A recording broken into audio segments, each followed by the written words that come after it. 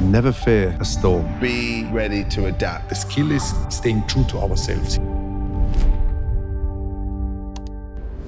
Look, I've read the book and I think it's great. I think it's so interesting because I felt like I knew a lot of your story, but actually there's a lot that I obviously didn't know because I think you're sharing things for the first time. And one thing that stood out, understandably, was your time at Chelsea. Yeah. And there's a moment where you say joining Chelsea at the stage that you did felt like joining a cult. So would you take us into what that cult was like and why that's the word that you used? I was a Chelsea fan as a kid. So I've stood on the shed. I was ball boy at the club. So the whole club, I've seen the club grow and grow. Loved my time at West Ham. Loved West Ham as well. That's clear in the book as for sure. And then, but Chelsea was growing and growing. But then Roman had come in, and then Jose come in, and I think like they made this. It made it like this place where you're with us and we're going in this direction. And it was so strong, the bond we had as a team, the club. It felt like us against the world because we were the new kids on the block. And it just felt like when you're in it, you don't realise it, but we were disruptors. Do you know what I mean? It was like Manchester United, Liverpool, Arsenal, Barcelona, Real Madrid's, Milan's. Chelsea weren't supposed to be there. This was all new. This money had been flooded into the game. Some of the best players in the world were playing for us at the time. And just like thinking about it now, Jose was brilliant at bringing this group together and giving us a combined cause. Do you know what I mean? Like something to fight for. And it did. I said the word cult, yes, but in the nicest possible way. Do you know what I mean? Not. Yeah. So take us to day one then with Jose. Yeah. What are your memories of the initial impact that he had? Mate, it's like, you know when you get... Well, I like to think now at the age I'm at and playing for the career I've had and also the job we do now where we speak to a lot of managers. Yeah. You get a sense of a manager, whether they've got it or what they aren't. And whatever it is that a manager's got, this moment you met him, he had it. He sort of... I don't remember if it's the first time, it might have been the first meeting, but he did something where he presented what he was and what he was about. And then there was a date that come up and he said, we're going to win the league on this date. And it was like 3 weeks before the end of the season. But it was like, this is who you are as footballers. You've not won anything. I've just won the Champions League with Porto. If you follow me, you will all be champions. And it was almost something simple, which whatever your motivation was whether the football was your motivation, money, bus cars, whatever you wanted to do, you still wanted to be a champion. And I remember the confidence he said it with. You know, there's a lot of, you see it with boxers, don't you? Like, there could be ones that are talking really well and they go in the ring. You could have just gone, oh, look, it's just words. Yeah. It's just words. There was something in his essence which made me believe him. And clearly, like, he was right because we all went on to win things together. And what about the date? Yeah, the date was like, and the date was on it. It was it was a week either side of it because we won it quite early. Yeah, we won it like 2-3 weeks before, and it was just Jose. He had this like this mystical thing at the time. If you remember, like where the press couldn't put him in a box. He would drive Ferguson mad and Wenger mad because he was like he had this swagger about him and he was young and good looking and so he was just and we were just like, we were following him. We'd have got, like, all of us would have run through brick walls for him. But what was the reaction in the dressing room after he's done that presentation and told you the date? I think the lads were just... Another thing he'd done was he brought in this new style of coaching, training, where it was... So, for an example, we had ball boys return, like, for training. And it's all pretty across the thing now. You go and watch an under-12s, under-13s academy... And they all do these same things. We go, right, we're doing this for 4 sets of 3 minutes. Then we're doing this for 7 sets of 4 minutes. And then and it all moves fluidly and the balls are in the right place. But that was new in English football, right? So he was the first one I'd seen with that kind of... Periodisation and moving stuff around and everything had a purpose. And and if you want footballers to be happy, you let them play football. It's as mad as it sounds. Like so there was none of this long distance running stuff. It was into football. So he had something different about him. It's a bit exotic. Then he had the confidence and the bravado, and we started winning from the off. So it was just momentum, and then you win games. You have more conviction in it, more belief, and you just keep going. I think a lot of the trick of being a top manager is you have to convince the player. Any time the manager doesn't believe in what they're saying, might be a little glance over or a nervous shake of the hand or something, players pick up on it. And there was never, whenever you saw him, wherever he was in the building, he just had an assuredness about him. I saw him the other day when he come over to manage Benfica, and I was asked a question about him. And I said, I think he's like the Shankly character of Chelsea. You know, because Chelsea now, for the kids growing up, Chelsea, they would probably think Chelsea have always been at the top of the pile, Champions League winners and Europa League winners and everything. But that wasn't always the case. And there was I put it down to him. I said, he was the man that come in and went, bang, this is what we are as a club. And a lot of the culture still to this day is from that time. Would you take us to some of those behaviours, though, that has helped to create that culture? Because, you know, we wouldn't be doing your time there or Jose's time there due service if we didn't talk actually about the intensity, like the demands on you as a footballer. Everything was competitive in training. Everything was driven with there would be a winner and a loser from this set. And it'll be like, there'll be a tactical element to it. Like we'll be working on pressing, for instance. So you sort of get a sense of it now. Now it'll be like, okay, clearly he wanted to get us being great. And one of the things he talked about was transition. When you've lost the ball and then you win it back, and how important it was to go and do that and be in the right positions and know that if you go and somebody else don't go, he's pulling them out on it. And why did you not go? Oh, a bit tired or didn't fancy it. No, if he goes, you go, no matter what your legs are feeling. Right. And he sort of, so the demands were there. You didn't want to be that guy that let him down on the press, for instance, from a tactical perspective. So that's one element of it, where the demands were high. Quite interestingly, though, sort of off the pitch, he left us. I don't think there's any question marks about, you know, lifestyle or something like that. It was like when you walked in, you pulled on the kit to train or play.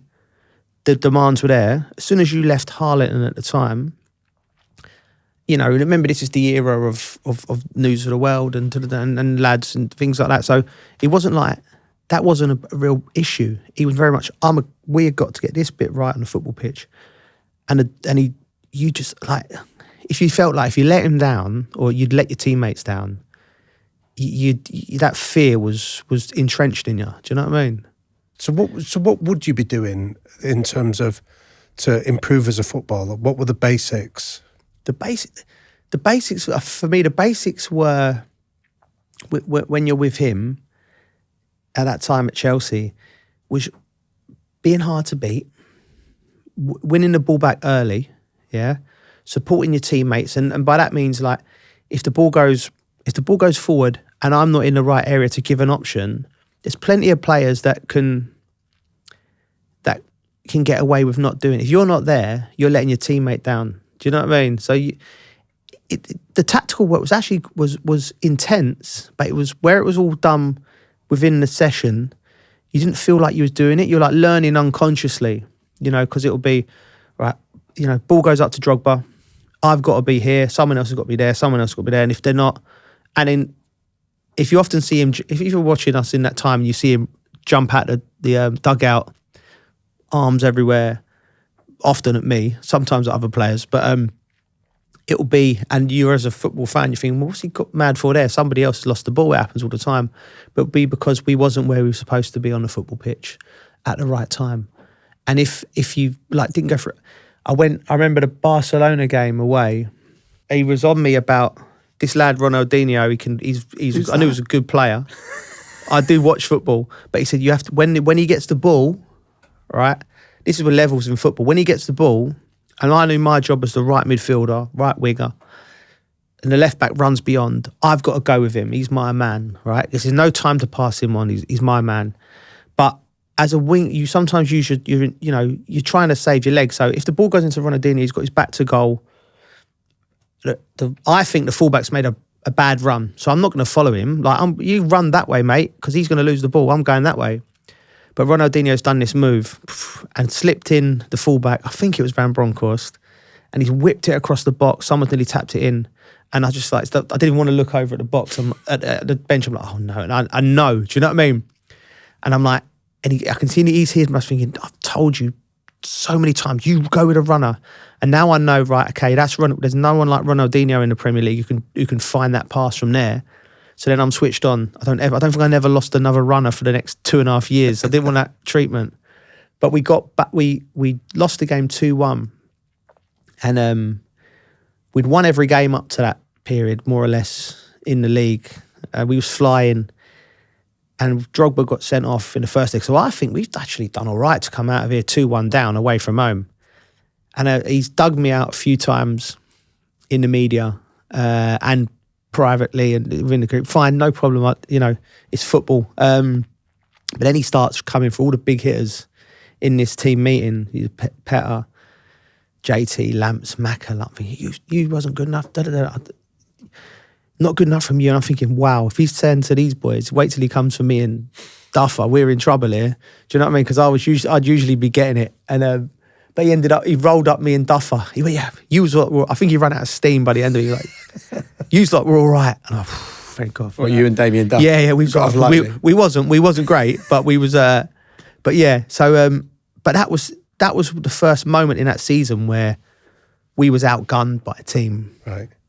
And there was no pretense. I'm not going to pretend we played well, but then by the time the next leg come along, I still think the first 30 minutes of that game is probably the finest game we played as a group at Stamford Bridge. We went 3-0 up against Barcelona of Etum, Ronaldinho, Iniesta, Juli, Xavi. They was all there. And we 3-0 up. It could have been 4 or 5. We ended up winning the game and going through. It was a great night. But it showed that he knew what needed to be said. So do you think the conversation after the first leg is the reason for that performance in the second leg? Yeah. I think it was maybe 3-4 days before, but I think it just set the tone. Because it just, maybe put a couple on notice who were starting to, think we was better than what we were. Okay. So it was maybe dragging a few down. Maybe he said to me and Duffer, we maybe just don't need to push them down anymore. Maybe they need a little lift. Duffer scored against Barcelona in the second leg. So but everyone was at it as a team for that first 30 minutes against that great side, who I still think is the best team I've played against. Right. They wanted to won the Champions League the following season. We knocked them out that year. Young Messi was just coming on the scene, and that felt like us at our best, that 30 minutes. Do you know what I mean? You say in the book, I'm usually his favourite target when talking about Jose. And there was, of course, that famous moment where Jose went out in the press and said we needed 11 defenders, we had 10. Talking specifically about you, not tracking back and not working hard enough for the team. I find this so fascinating because I wonder whether there was a moment where Jose thought, this is a kid that needs the criticism for me to get the best out of him. There must have also, I guess, been a moment where he realised you could take it and keep on moving forwards. But I'm just fascinated by your relationship with someone who was seemingly so critical. Yeah. Well, the thing is, people we've talked about on the show before, Jack.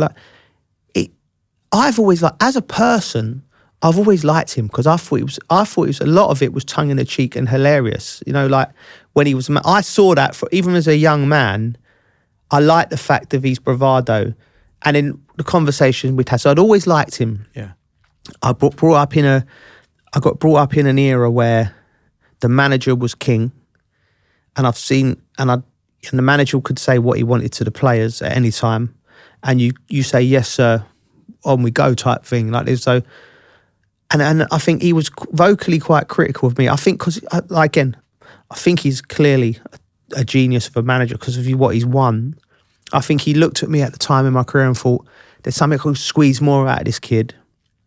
And also, I think he may have thought he can take it. You know what I mean? And it will benefit him. Could you? Yeah. Well, of course. And the reason I would say I could take it is because of your upbringing and where you're from, you get more of a thicker skin for these type things. I'm not going to say some of the criticisms didn't sting, because we all want everyone to be patting us on the back all the time. But you have to remember, as footballers, people are always patting you on the back. It's always great, you know. You're great. Everywhere you go, love watching you play, blah, blah. And he was actually one of the first managers that really tested me. He wasn't the first. Someone I played for in the under-15s called Keith Blunt, who was blunt by name, blunt by nature, tough Yorkshireman. When I went to Lillishall, and he judged me before he saw me as a cheeky chappy young Londoner coming up here, the flicks and tricks and all that. And it actually, when I look back now, even as a 15-year-old, I didn't do my jobs. We used to get jobs after, so we'd finish training. I was year 10, year 11, so 15, 16. And we'd all get assigned jobs. And I was half-ass in one of the jobs I was doing. It was to clean the dressing room. Then we all went up for dinner. And I'm eating dinner and he's come bursting into the dinner hall, hammering me, Cockney this, flash Londoner, go down and do your jobs. And I was like, it was embarrassing. The lads are like looking like that. So again, but because he called me, he doubted me, or because I went down and I cleaned them dressing rooms, and I still to this day I reckon I was the best at cleaning them dressing rooms for the next year, because I didn't want to be different. I played different the way I played, but I didn't. So he was the first person to use that type of psychology on me, and Jose probably saw that every time he give me a bit of stick, I'd be there ready to go and ready to play the next day. So he obviously see that as something to get to anything I think it's you do or say anything to get the win. You know, and some people might not like it, but they can't play at Chelsea or for Jose. I'm sure Alex Ferguson was the same. You hear stories of him with players, you know? It was pretty normal back then. There was a period where you got frustrated, right, with what was happening at Chelsea. Yeah. And decided to do what I don't think very many footballers have done in their time, which is go knock on the door of the owner of the club. I never knocked on his door. It was at the time when I was like, right, okay, a frustrated young man. I'm playing for England. We're winning titles. I'm a big part of it. And then I decided I wanted to leave. Yeah. So I told my agent. How did you come to that decision? Because that's a big moment to decide. Again, it was around one of these times with Jose when we'd had a row. And I'd gone, right, I said, right, put a transfer request in. So, all right, transfer request. Goes in. Right, so Dave, my agent's rung me. Are you sure? You know, because he was such a Dave guy, great guy. That, you know, you're playing for the team you love. You're really happy. The manager's left you out for a couple of weeks. Like, don't you think you should? No, I'm not having it. No, we'll leave him. Okay, all right. Transfer request going in. All right. Then the phone rang and it was Dave saying, Roman's coming to Cobham. He wants to see you. Roman never came to Cobham. So I was like, all right, yeah, no problem, Dave. Did that not unnerve you a little? Well, you got to front it. You know, you're from London. There's plenty of times when you've got to front things. So I was like, yeah, no problem, Dave. Nothing changes from my end. Like, I'm leaving. I'll blah, blah, blah. Something inside of me must have been, I was nervous. And anyway, had a little office at the top. So as I've walked in, Eugene, Roman's guy, said Roman will come walk into the office at Cobham, and he's sitting there behind a desk. I've gone. He said, "Speak to me." I said, "Well, Gaffer, the relationship's run its course. You know, we've had, I think it's time." And he said, "Listen." Then he said, "Listen, Jose's too quick from the head to the mouth, or the heart to the mouth." He said, "You're staying at Chelsea." And just left it like that, silence. Then I was like, oof. And how long was that silence? Felt like years, mate. I was just like, and I just gone, yeah, all right, Gaffer, yeah, I'm staying. You're right, I'm staying. And then I got to get on the phone and come down to my agent and go, yeah, I'm staying. It's all sorted now. And Yeah, and but listen, I don't think I ever really wanted to leave. Yeah. It was just probably the first time in my Chelsea career that I just felt, I don't know why I did it. Like I never wanted, even when I left the club, I didn't want to leave the club. Do you know what I mean? Impetus of youth, I don't know, but I quickly climbed down but you know what? That, you know, I hardly ever see him at Cobham. I don't know whether he was passing through or something, but he felt the need to come and. So was he quite an intimidating character? No, listen, Abramovich. He was always great with me. He was very quiet, very methodical, would listen. I never had much of a relationship with him in that sense. Like when he first came, you have to remember he's a man in his mid-30s and he's bought Chelsea Football Club. So early on he come into the dressing room after wins, and you could, you know, he wanted to be part of it, because there's no better place in the world when you've won a big game of football and you come back into the dressing room with victorious, you know, I'm not talking like, you know, cup finals with the champagne and the party. So even just that feeling of like, it's like a beautiful, it's a glow. You've won a game of football. You've gone out there as a group. You fought hard. You're exhausted, blood, you know, pain. And I think he liked that moment. He come in and he was always around. And I think what happened was, as the years went on and obviously players had to be sold, players would want more new contracts. There needed to be a little bit more distance because, you know, one thing we are as footballers is like, we would leverage a relationship for an extra few quid, like, but you know, so respectfully, I think he just sort of withdrew. But the early days when he used to come in, I'm sure if he ever did an interview, I think he looked like he really enjoyed it, and rightly so, because it's the best feeling in the world to win in a winning dressing room. On High Performance, we talk a lot about ownership, about taking charge of the areas of your life that others leave to chance. Because when you step up and lead, you create the outcomes you want. And that's what Hive is here for, to put you in control of your energy. With solar, you can get the sun to work for you by turning sunlight from your roof into greener energy. And the control doesn't stop there. With the Hive app, you can track, manage, and optimize your energy all in one place. Clear, simple, built around you. And this, I think, is the real game changer. When you produce more energy than you need, you can sell it back to the grid, meaning the energy companies are paying you. At High Performance, look, we believe the future belongs to those who take action, and Hive puts that power directly in your hands, in your home. It's your energy, your rules. Hive, know your power. Visit hivehome.com to find out more. Output and savings varies by season, electricity usage and system size. Paid for surplus requires an eligible SEG tariff.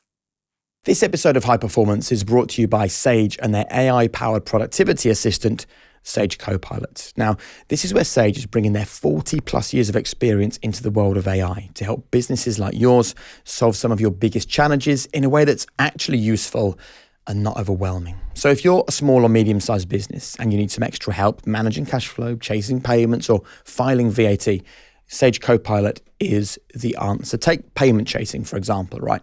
Sage customers can get paid 7 days faster with Sage Copilot because it does the chasing for you with automatic invoice reminders at the click of a button. Get started for free. Search Sage Accounting. And what about when you did leave Chelsea? You've already said you didn't want to. No, I didn't want to. It was like, so after the Champions League final in Moscow in 2008, I had a really good season. I had 2 years left on my contract. Got one Player of the Year that year, and I thought to myself, there'll be a contract offer now. Great, sign another 5-year deal, and that'll probably be my time at Chelsea. I'd already been there for 5 years. 5 years or 6 years at that time, and there wasn't a contract offer, because I think maybe because we'd lost the final by half inch of a penalty kick. I don't know. Started the new season under Scolari, started well, but then I got my knee injury when they just come to the table. And then they pulled back, rightly so. You just I'd literally done everything in my knee. I was never the same player after that. ACL, PCL, MCL, just a lot, like the surgeon said it's like a car accident, you know, so it was gone. So rightly so, they pulled back. But again, looking back now, they never contacted me. Then I got back from the injury. It took me 11 months and I had about 8 or 9 months left on my contract. But again, like that little bit of petulance in me. I was like, well, where was you when I was injured?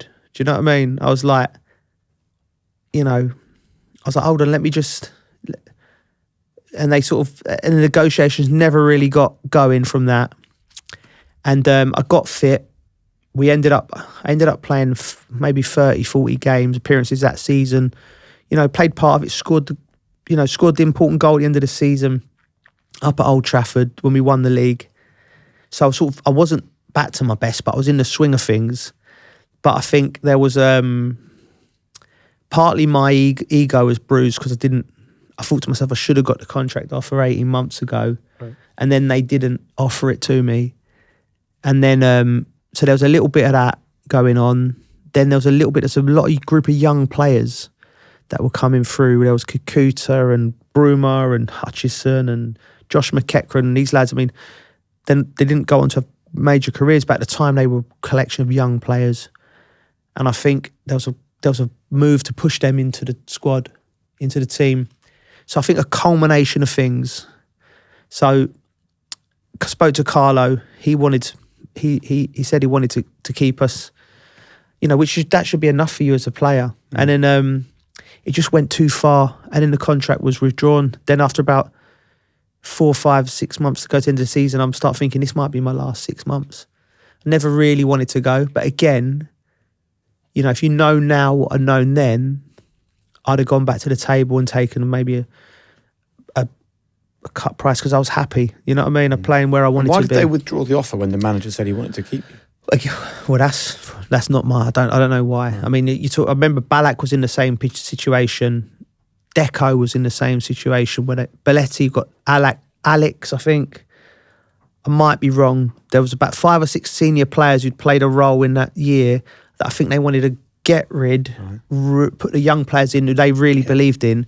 Turns out the young players weren't never good enough to play at Chelsea. They all went on and had careers, different levels, but no one really at the when top. When you get that call, they've withdrawn the contract, that feels like a huge moment to kind of process. It's horrible, yeah.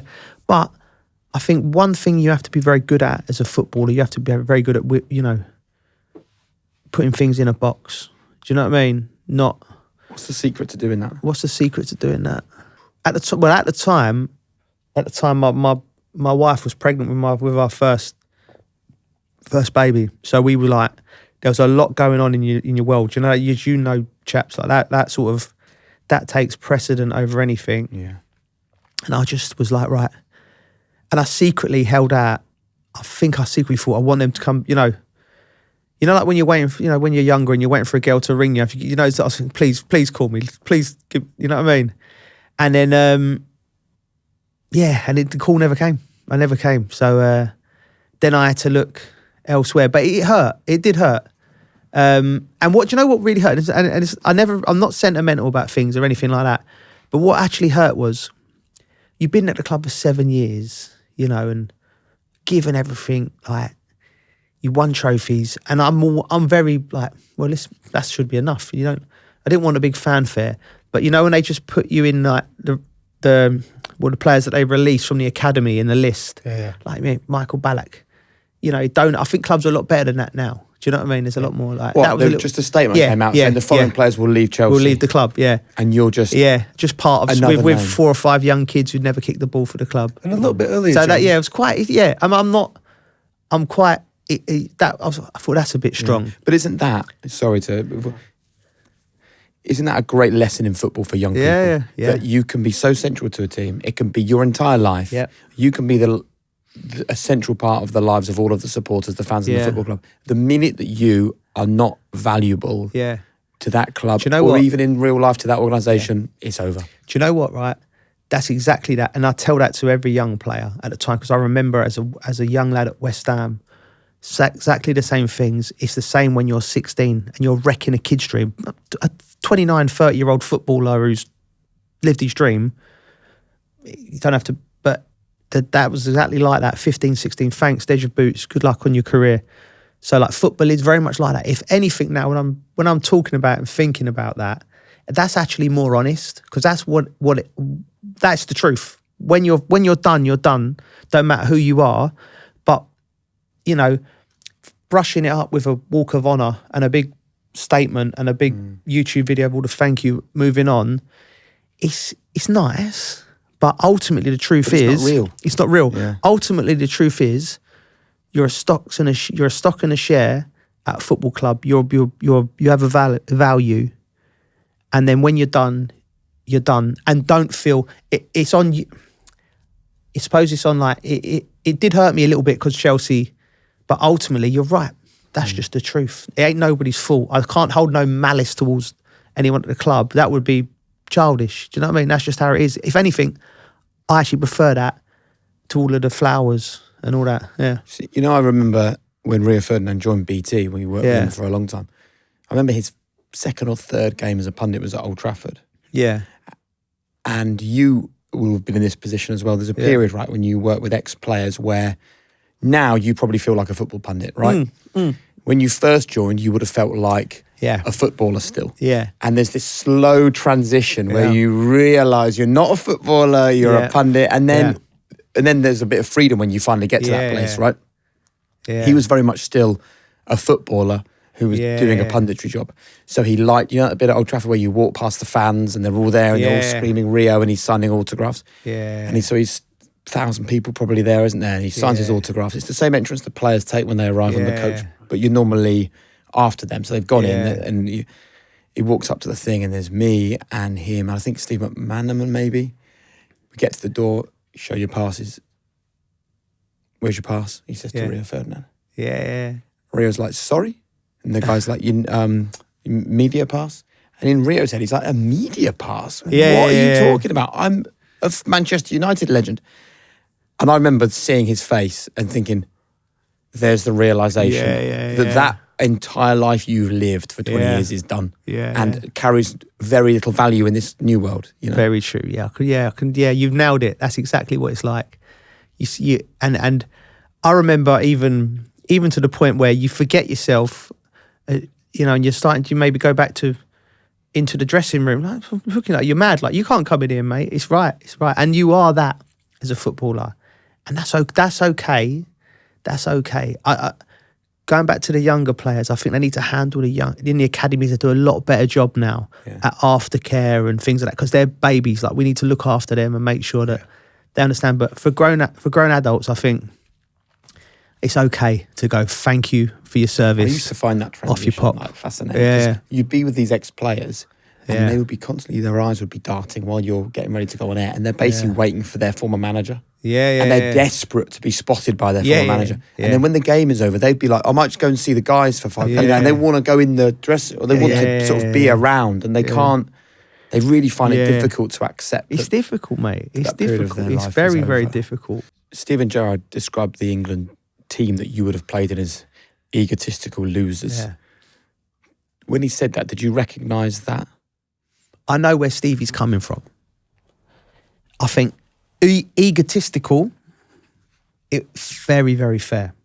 Very, very fair. I think losers, it's hard for me to label Steven Gerrard, Frank Lampard, Wayne Rooney. It's hard for Ashley Cole. Like, everyone who gets to play for England, you're a winner. But as a group, we didn't have enough. Like, we didn't have enough of all of the ingredients you need. And I don't believe, and I know we had enough talent to do it, because I've played with all of the great players from the other countries, and I know what Steven Gerrard's capable of, and Frank Lampard and Rooney. I know we had the players, but there was a smidgen of this and a touch of that and a bit of this over there, which we was missing. So if he wants to call that, I'm not going to argue with Stevie if he wants to say that. How did the egotistical side manifest itself? Egotistical side was club rivalries, Liverpool, Manchester United, and then later Chelsea. We never managed to figure out. It was the same. Spain was Barcelona, Real Madrid, and they went on to win great things. And I look at them, and I've with envy, really, like how they managed to do it. I don't know what they did, but that would be a great conversation to know. Just maybe get someone like Pepe Reina on, an English speaker and say, how did you do that? Because I know Graham Hunter wrote about it, didn't he, at the time, where he said that he went back like to the younger age groups, but they actually started doing camps where it was about bonding, about getting to know each other, so they didn't take it for granted. Which is exactly what the FA have done over the last 15 years. And now what we had, all of them divides, just ain't there. It's just not there anymore. Do you know what I mean? Because you're right, it was probably a systematic thing that wasn't taken care of. If I could have a time machine now and I could be an England manage that team, that would be forget the tactics. Don't worry about all of that. We would deal. That's no problem. From the moment we walk in the door, you're bringing them together. Ownership. You know, like it's almost like could they have done it though? Like, could you have got Rio Ferdinand and Frank Lampard sitting next to each other for a dinner in that ferocious, intense period with Steven Gerrard opposite them? I think if you'd, I don't think there was enough attempted. Like whether like Sven or Steve didn't smell. I can't see, looking back now, I can't see how they didn't see it. Does that make sense? Like, it was so clear in like the dynamics of the group. If you've got any bit kind of emotional intelligence now, it's like you'd recognise it. Do you know what I mean? Michael Carrick was my pal at West Ham. We come through the ranks together. As soon as he went to United, it was like we just stopped talking to each other. Do you know what I mean? We're still mates now. I see him. Mates now. We don't speak as. But if I saw him now, it'd be great to see him. But he's just like, all right, okay, you're there. You're on that side of the wall now. And then it was just, I talked to him when I was with England, but there was no, all right, mate, you know, I've been at his house, but I know his mum and dad, lovely people, you know, and I still love Michael. But it was like a weird, I don't know whether we both just sensed it, like we got better stop talking to each other now. I don't know, weird. Did you fall out of love with football or training? No. Do you know what? Tony Cottee, when I saw him the other day, I mentioned it to him. He said something to me. And it's funny, people come into your life and they give you advice and it stuck. I don't know why it stuck with me. Most times people talk to me and I'm not listening. I'm away with the fairies. But he looked at me and he said, he must have said it with such conviction. He said, as a young player, he said, make sure you enjoy it, son, because it goes like that. And I was like, I know it sounds, and I did. I genuinely, like, even in the darkest days, the injuries, days when I wasn't in the team, form dipping at the back end of my career. Do you know what? I had a little moment with myself before I went out and gone, right, you could be in a white van now.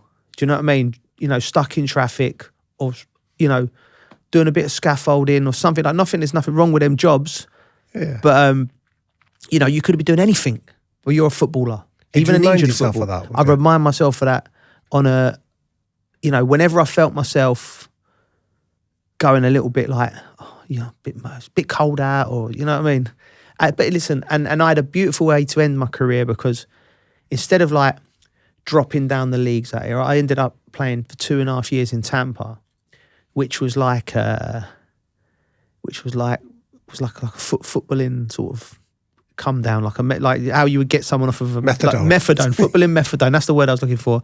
Where you're like, it was like I was still a professional footballer, but I'd be on the beach, you know, with the family.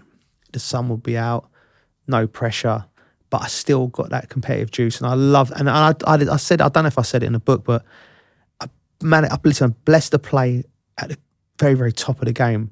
But that, for in terms of happiness with my family, that was the most happiest time of my career. Yeah.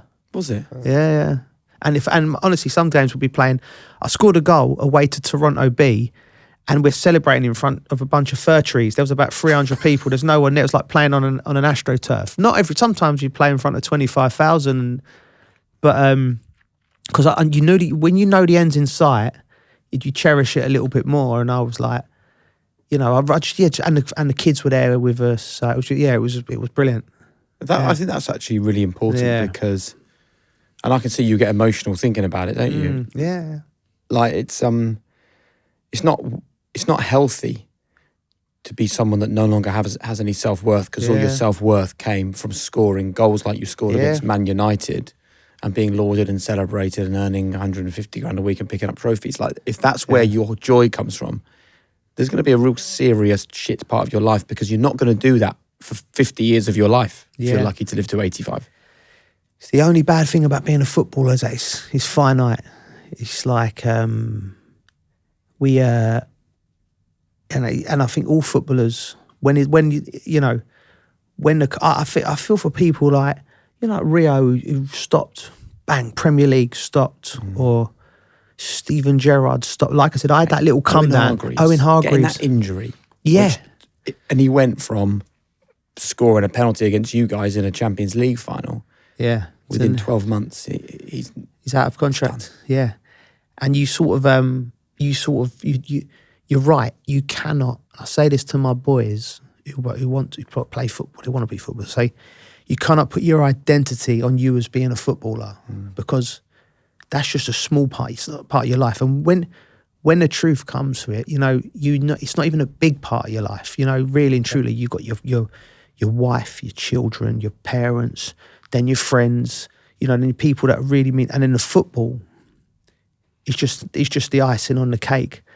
But it's hard to let go of that because, like you said, the highs are so high. Scoring a winning goal in the last minute, lifting a trophy, we are lucky to do it. So coming away from football, you've got to find a way to sort of, square that up with yourself and move on to the next thing. My career, I put sort of knee injury before and after, because after the knee injury, with hindsight, I was never quite the same player again. I kept breaking down with injuries.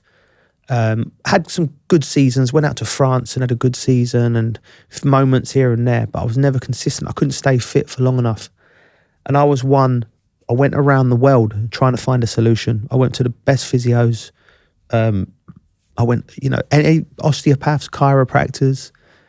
I looked at everything, couldn't quite find what it was, but I kept, and it was frustrating because it's nothing worse than going on a football pitch and not being able to do what you could do before, what people expect you to do. Nobody thinks that. So that was the second. But I didn't stop trying looking. Do you know what I mean? I never found it. And then you have to come to the point where you go, right, okay, maybe that's the road that I've had to go on. Was this knee injury would come, bang, not the same player again. So I'm actually as proud of the second half of my career because I've seen players give up and it's ugly. Do you know what I mean? It's really ugly. Do you know what I mean? I'm like, you could probably still play, but the fear of putting yourself out there and not, there's something in that of going out. Like when I played at Tampa, people would ring me, what are you doing at Tampa? Do you know what I mean? Like, what are you doing? Like, well, I like football. I like competing. Lifestyle's great.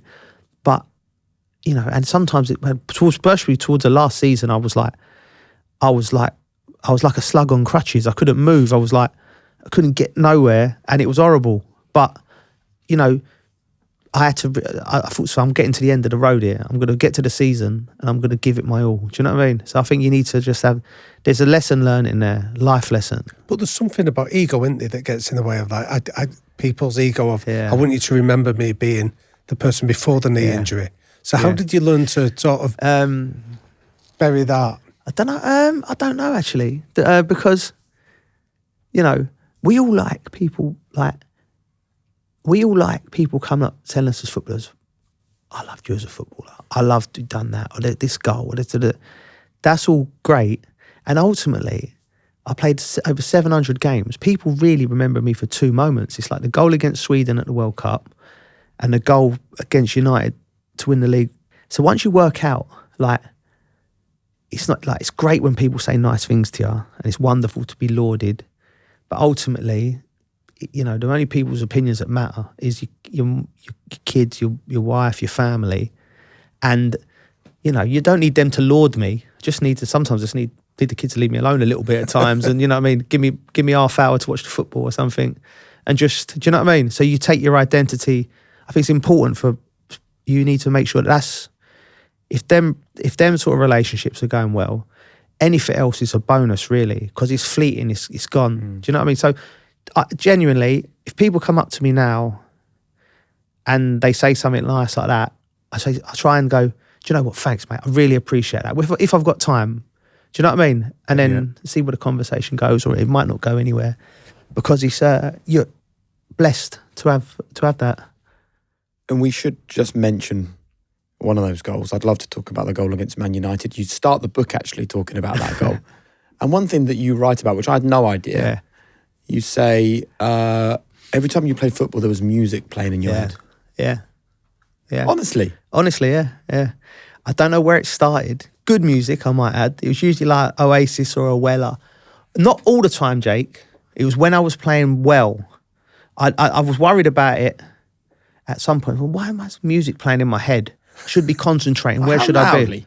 Like, just like I'd be singing along to the song in my, not loud in my head, right? And I went to see a sports psychologist, and he was like, "No, it's you're flowing. You're like you're in your zone." Yeah. So the worst is when it's not a great song you don't like. Yeah. There was actually... And would that correlate with form? So it would be a good song when you were playing well? No. It was just... it would like... I knew if the music was going, then the internal voices wasn't playing. Do you know what I mean? They weren't like, should have got that pass right, or he's getting the better of you. You need to do more. Do you know what I mean? Or manager, if I don't play well, the manager... All of that internal monologue would be off. The song would be playing. Life would be good. Playing well. Whistle blows, end of the game, you've played well, and you're gone. Do you know what I mean? So just learn to live with it. And would the music switch off when the whistle went at the end of a match? Yeah, because then life would start. There must be everyone who does that, but no, it doesn't look like it. Have you ever met another footballer who had music? I've never told another footballer, because I don't open up to... Sure. I don't go, right, Rio, how did you know when you played football? Did you have... It might think I'm mad. So was music playing in your head the day you scored arguably your most famous goal for Chelsea? Yeah, it would have been that day, because any time people saw me and I was playing well, there was probably some kind of music in my head at that time. What do you remember of that goal? What do I remember of that goal? The only thing I remember of that goal was lifting it up above Van der Sar. The bit before it, where I beat 2 or 3 players in that short period, that was instinct. That was like... Because that was really what I was good at. Do you know what I mean? Tight areas, good, close control, beating players and everything. Then you had to sort of just... I wasn't a great finisher. I wasn't like a Michael Owen or anything. So the only thing I remember is like all of a sudden I'd done something. Then I was in front of Van der Sar. Then you have to control your breathing. And then I remember he just sort of give me a nod, and I thought, I'm just going to lift it to the near post. And then the world, the colours, you know what I mean? Run to the corner. I should always run to that corner. I don't know why. But there, when you scored, you're in the mix, and then that feeling of scoring a goal. Then the players are on you, and then you're and then it's great. And then all of a sudden you're back and you start again. Yeah, so it's great day that. Yeah. But when I think about that goal and the way you've described it, it's like you managed to slow time down. Yeah. How did you do that? The first bit? No, I don't know. That's just... So, the first bit, in that time, I was a very unique footballer in England. There wasn't many played like me.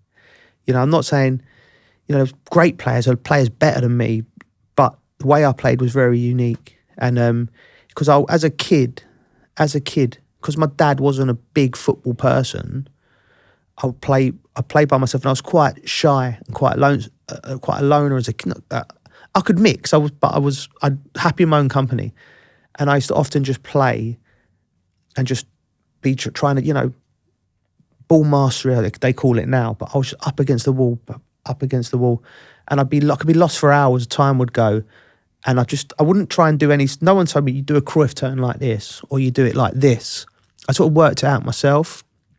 So the first bit was just street football, and then like there'd be 7 or... when you're young, 7 or 8 kids, and then I'm doing the same thing, but I'm just in my own world playing football. And that was all natural. The other side of the game I had to learn, the tactical side, and as you go into it. But the beauty of it was just... just trying to manipulate the ball and learning. And in those tight moments, because my boy loves playing football every Sunday morning for the under-11s. Yeah. And when he's got the ball in a tight space, his head just goes to the ball. Yeah. And he's like trying to, you know, he doesn't have what you would have had at that age, right? So when you were playing and it was a tight moment like that, 3 or 4 United players around you, the ball to deal with, the crowd, the noise, the song in your head, what are you looking at? Are you looking at the ball or are you looking for feet trying to get the ball off you? Honestly, I don't know.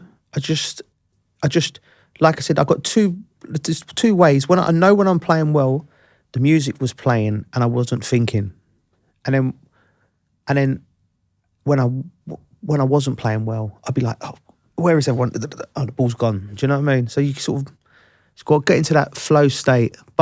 And I've got a theory. I think people like Messi, the real greats, them type of Modric, them type of players, I think they are able to just access whatever that was, what I could do at moments and things like that. They could access it for like longer periods of time, and that's why they're the best.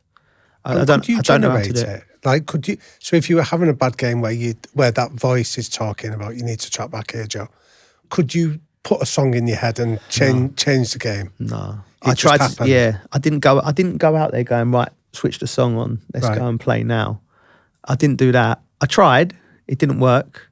I tried using self-talk to get it going sometimes. But it's often I never found the secret to doing it consistently. Do you know what I mean? I just know that how it felt when I was playing really well, and then when I wasn't, I searched. You know, I work with sports psychologists and things like that, and I just think there's certain players that have access to it. On High Performance, our guests often remind us that recovery is the foundation of performance and that sleep is the most powerful tool for our health and success. Yet most of us don't give our sleep enough attention. We spend a third of our lives asleep, yet many of us only think about our mattress when we move house.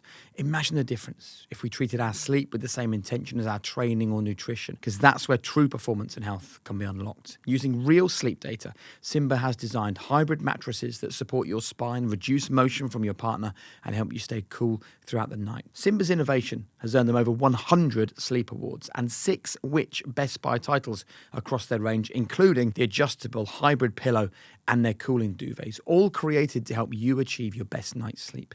They offer a 200-night no-quibble trial, a 10-year guarantee, and next-day delivery straight to your door. You don't realise how much better you could be sleeping until you try a Simba.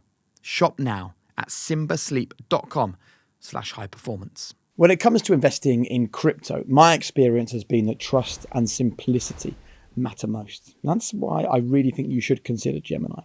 The great thing about Gemini is they've been around for over 10 years. So the first thing is you can trust them. Secondly, with Gemini, everything is just in one place. It makes it really simple and easy. It makes it effective because you can set up recurring buys. It keeps you consistent and it takes the stress out of timing the market.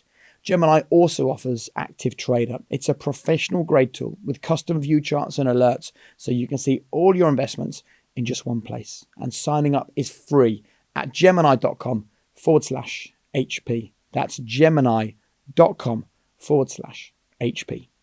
Your career was this mix of great creativity and flair as a footballer. Yeah.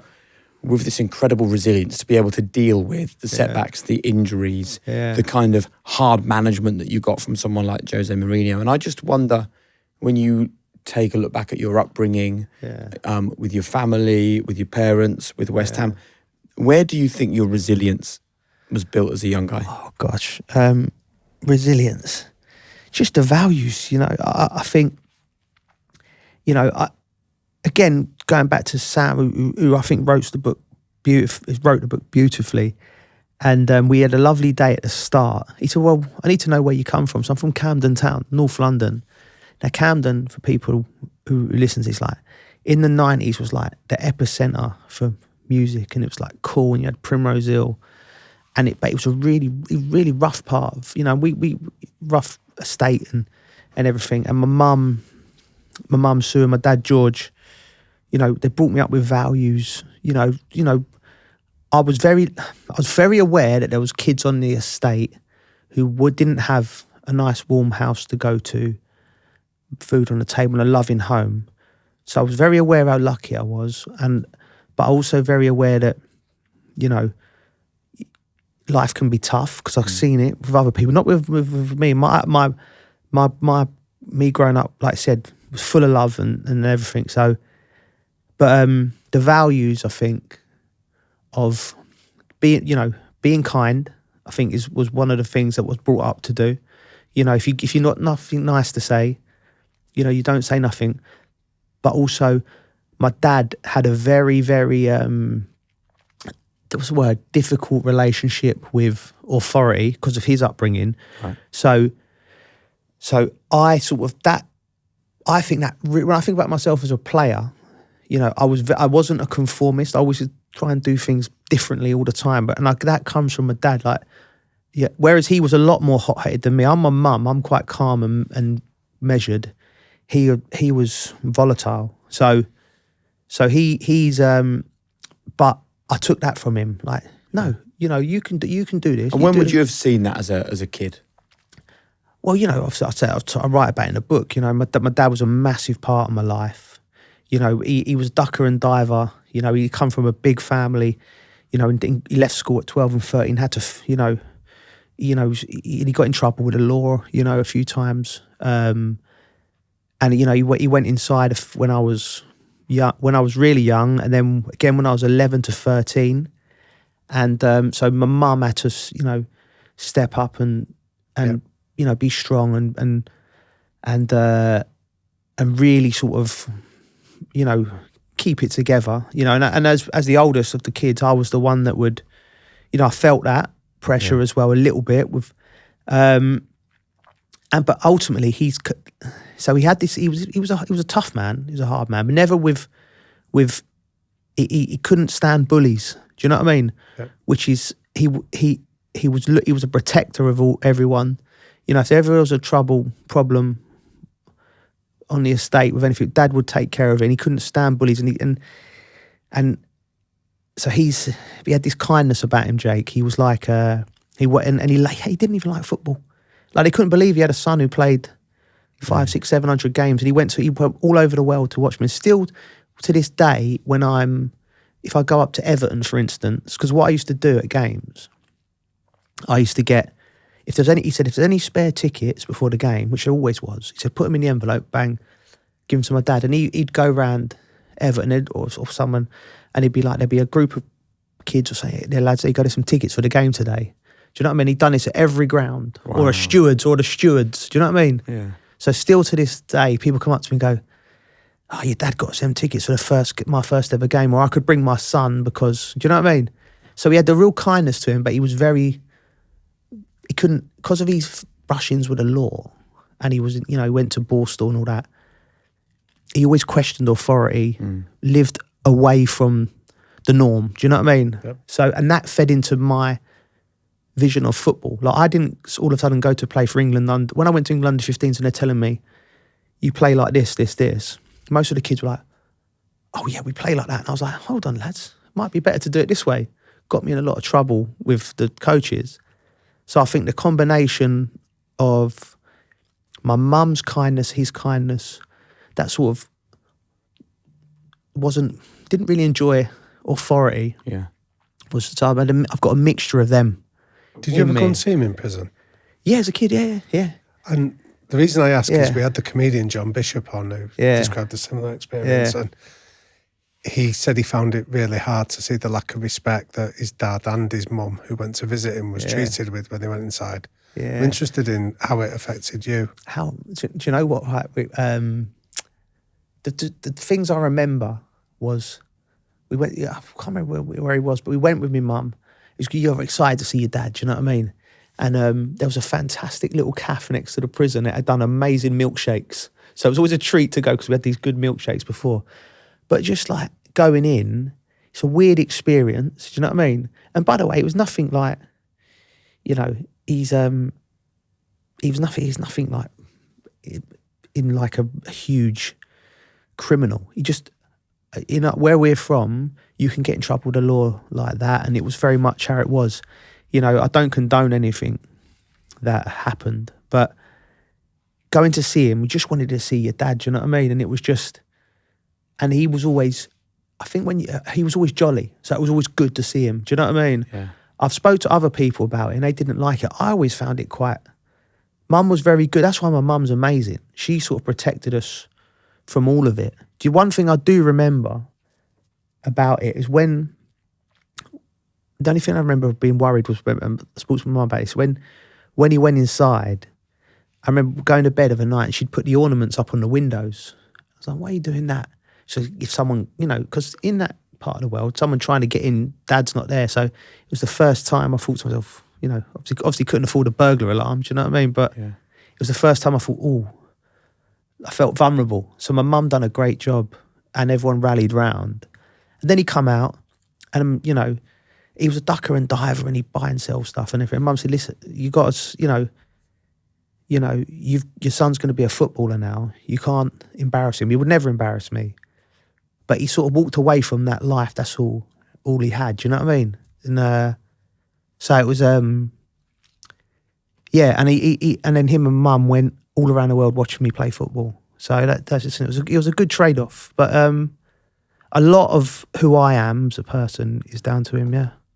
And that's quite special, isn't it, as well, that, your dad had a way of living and a certain upbringing and moved in certain circles. And as soon as there was a chance for Joe to make a mark as a man himself, your dad changed his own life. Yeah.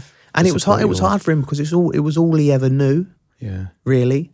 Do you know what I mean? When you're ducking, when you're, we had sometimes when we was kids, we had a fruit and vegetable. So Mum and Dad would work on the fruit and vegetable and, I'd go on the Saturday and do the Saturday boy stuff, and they would have really good moments. And then sometimes we wouldn't have that, and you wouldn't have a lot. But the thing with my dad, he was so generous, and he'd, so say for instance, there was a couple of kids on our estate who didn't have a lot, and we knew that their mum and dad, my dad weren't there. Mum was maybe drinking too much, and then Mum would make sure that whenever there was dinner and they were there, they'd have dinner at our house. Do you know what I mean?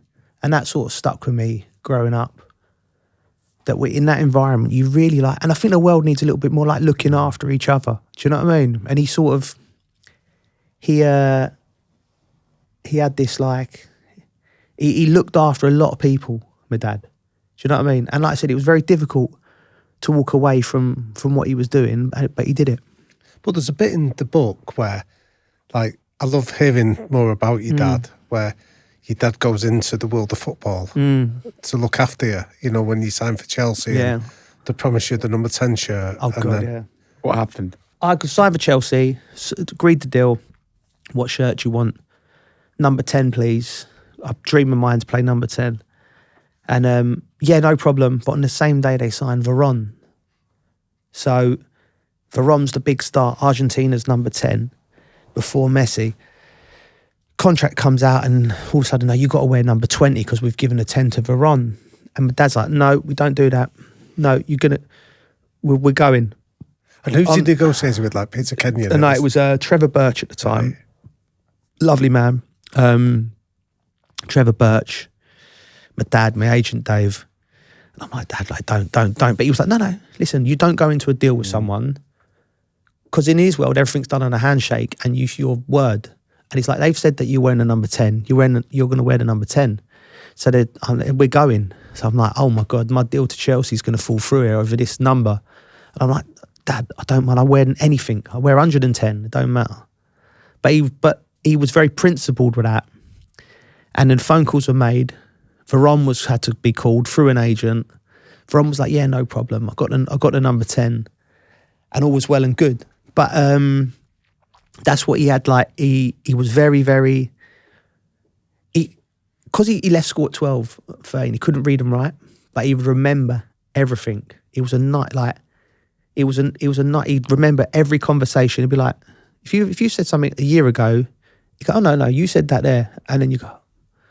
So he had a different. I think not being able to read or write gives you. You think about how much when you walk into a room, you read stuff, don't you? Yeah. Without realising it. Because he's never able to do that. He operates on a different, so he remembered everything and he was on him. And I was like, looking back, he's right?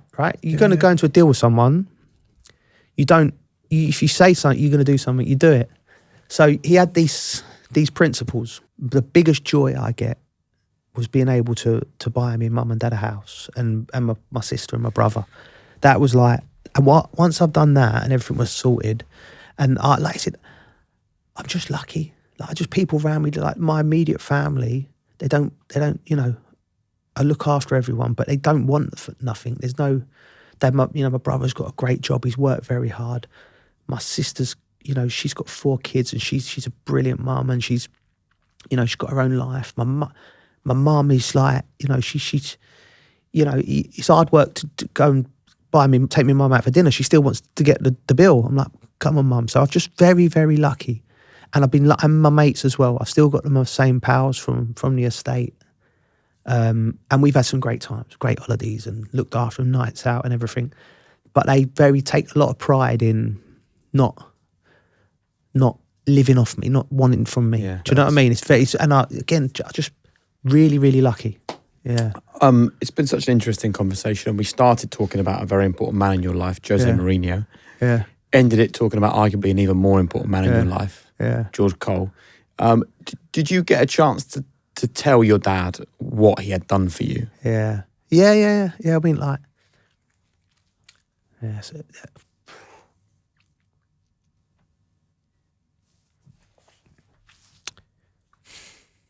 yeah, because like, so when he got not well, I was in America, and he was like, well, I'm coming home. He said, no, you play, you play football, do your stuff. And but he's in hospital for like 10 months before he had lung cancer. Listen, listen, he couldn't tell him every bad vice you could have. He had it: smoking, drinking. But we try, my Carly, we sourced him the best doctors, and it was in St John's Wood around there. So anyway, had this room. It's actually a beautiful room. It was at a balcony overlooking Lord's cricket ground, and he got the best care. And it was open for like, friends would come, and it was really quite a joyous occasion. Do you know what I mean? So it was like, and you realise, lots of people, it was constantly busy. The hospital people must have been beside themselves, because there was 3 or 4 people in that room just wanting to be part of it. And so it's like, that's always quite, I wrote a letter, because you find it difficult to talk. So I feel really blessed that you could, when you leave this earth, everything that needed to be said was said. Do you know what I mean? And that was really, really, that was amazing. And what was it you wanted to tell him? Yeah, just how lucky I was to have him as a dad. How much he, how much he affected me, because he was my stepfather, and I never once felt that I was anything different. And it sort of, I know he gave up a lot of his life to be a footballer, and we had a great time. And imagine, I just think of all the poor people out there who don't have a chance to say that to their loved ones. You know what I mean? So really, really, really blessed. And I think when I was writing the book, and you're piecing it all together, you're sort of like, you're thinking, I'm like my mum like that, I'm like my dad like that. And you really, so all your success as a person in whatever you do is always, your mum, your dad, your friends, your circle. It all comes down to that. So nice, mate. Sounds like a special guy. And I think we're all 3 of us are parents here, it's like, when he's not your biological dad, it almost feels, it comes even more from a place of love. Because you feel like an unconditional love for your kids the minute they're born. You weren't his biological son, but the love he obviously gave you was no different to the love that me or Damien would give to our kids. Yeah, my brother and sister. And, it's tricky. I've got friends who've got married, and then they are the stepdads, and he actually said to me, like, I took a leaf off that, how your dad done it. Do you know what I mean? Because it's a difficult role to play that, because,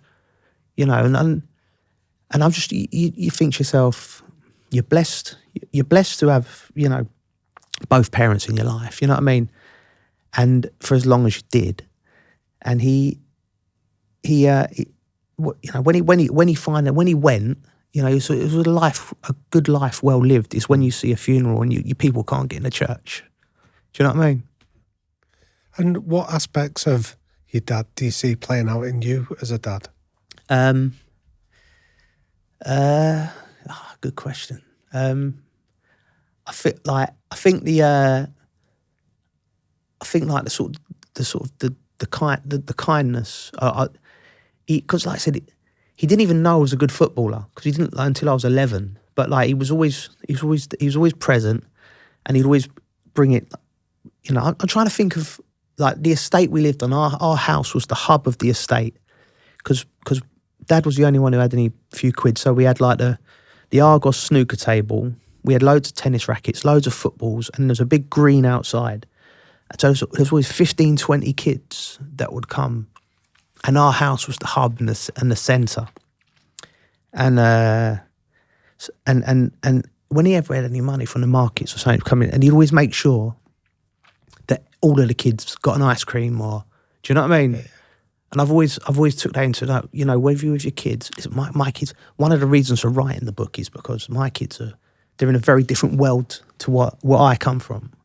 And they're very lucky, and I'd like them to sort of to understand it. But he was just very, very kind and made sure everyone was looked after. Do you know what I mean? So I try to bring that into me, but also I quite like it when my kids come to me and they say, "Dad, we done philosophy, say in school, and the teacher was saying this, and I don't agree with that." And I was going, "No, I agree with you, mate. I could go and tell the teacher." Do you know what I mean? And they come back next day and go, "Dad, Mr. So-and-so or Miss So wasn't really happy with that." Do you know what I mean? I'm like, "Well, it's right, mate." And so, so I try to make sure that they have that little bit of resistance in them. Do you know what I mean? Because I think that's important. And can we just let people know that I remember when we worked together and you raised a huge amount of money for the NHS during COVID. You're writing this book and not a single penny of it is going to end up in your bank account because, again, you're donating it to charity.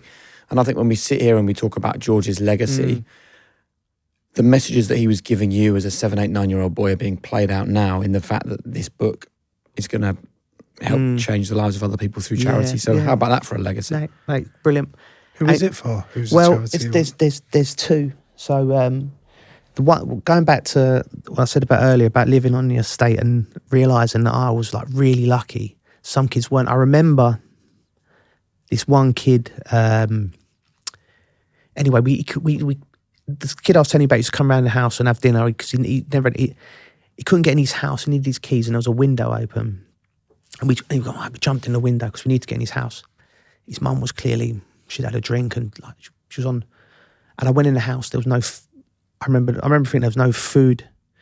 There was no food in the fridge, and you can see that the lad like embarrassed. But got keys. We went to play football, and then I told my mum and dad. So that's when, she's and this kid was a really good footballer, right? I won't say he was at a club. I don't want people guessing or anything.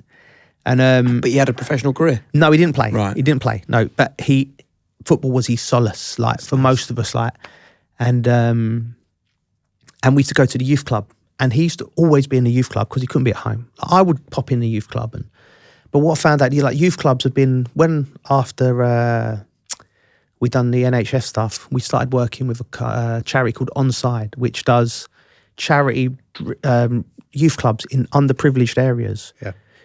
So basically, I went to one of these places and I was blown away by, they do the arts in there. They keep kids off the street. There's some food for the kids. The football, the sport's obviously a big part of it, but it's all charity run. The government have stopped funding it, which I know was for this lad in particular and a lot of the kids. The youth club was the thing that the fulcrum of the area and kept people out of trouble. And they're not there. They're just not there no more. And then we're all moaning about all these kids who are misguided, going off doing bad stuff in London, crime rising. It's babies doing it, it's children doing it. And there's not enough funding for it. So Onside do a great job of in these areas, getting these kids and giving them a pathway, giving them a way of life. So there's that. And that's one of the charities. And another one He's for an acquaintance, a friend of mine. This touched my heart. He lost his child to. He wasn't well, and he was at Great Ormond Street, and it's at the time I was playing at his golf course, and he was telling me about it, and unfortunately, his child passed away, but he said he was well to do, so he can look after his family around it, and obviously that takes over your whole life. If that happens to anyone's life, nothing else matters. But he was talking to families who had kids in Great Ormond Street who were sick, like, you know, and the prognosis weren't good, the diagnosis weren't good, and the support from the government weren't there, you know. And then you got to think about the dad's got to work a job, you know, you might have siblings that there wasn't enough support around the family. So he's trying to, it's called Hughes Law, and he's helping, he's trying to change the law to make the government more, if you listen, we talk about government spending, you know, where it's going and things like that, but for families who've had literally a bomb grown up in their life and one of their children not well, that's straight where there can be nobody who votes against government funding. Look after these people so they can, you know, they got food on the table. Yeah. The other kids are taken care of. All of these type of things, and he sort of inspired. You know, it was inspiring to see him fighting the cause for these other families. So a little bit's going there and a little bit to there, because I think it's two very, very organic, you know, things that I can picture. Yeah. And so I raise a few quid from. Love that. I love that. Yeah. Have you got enough energy left for a few quick fire questions? Yeah, crack on. The 3 most important non-negotiable behaviours for us to live a high performance life. What are the 3 behaviours that you think really matter? Passion. You can't do anything without passion. Yep.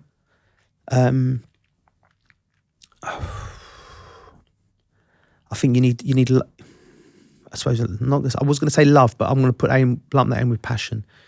You need to have a clear vision of what you got to believe it, like genuinely believe, not believe it in your gut, not just like affirmations. Yeah. You got to believe that, and the third thing I would say is no quit, don't quit. Do you know what I mean? Because whatever, you know. Because like my second half of my career, I never got back to being the player I was, but I didn't quit.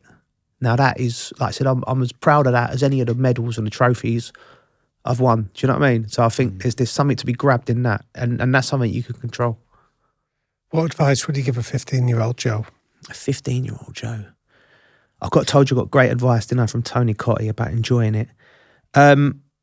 Trust your instincts. Breath, meditation. And my people might not associate me with that, but that's helped me. Like I said, that's helped me a lot with. Again, it started at the back end of my career, and the recovery. Just the recovery rates, without all of the other stuff that comes with it, for your body as an athlete.